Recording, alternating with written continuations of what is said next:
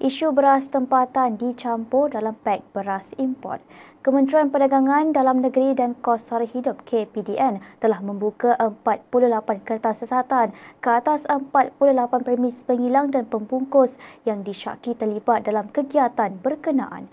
Kes dibuka selepas KPDN membuat pemeriksaan di seluruh negara menerusi ops campur susulan pendedahan oleh Institut Penyelidikan dan Kemajuan Pertanian Malaysia MARDI berkaitan perkara itu. Ketua Pengarah Penguatkuasa KPDN Dato' Azman Adam berkata hari pertama ops campur semalam, KPDN memeriksa 213 premis dan daripada jumlah itu sebanyak 48 kes dihasilkan.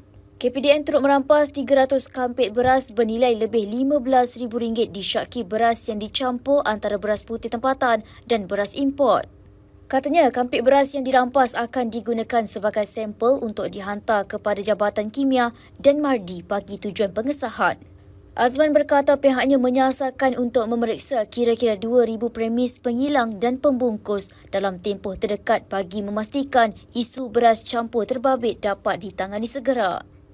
Tegasnya, ops campur adalah operasi berterusan dan pihaknya akan memeriksa semua premis di seluruh negara termasuk Sabah, Sarawak dan Labuan.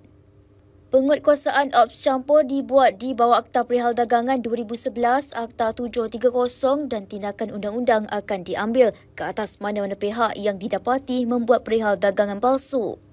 Individu yang disabitkan kesalahan boleh didenda tidak melebihi RM100,000 atau penjara tidak melebihi 3 tahun atau kedua-duanya sekali.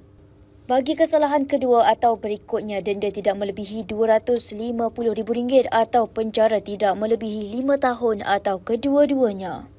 Bagi syarikat, denda tidak melebihi RM250,000 dan bagi kesalahan kedua atau berikutnya, denda tidak melebihi RM500,000.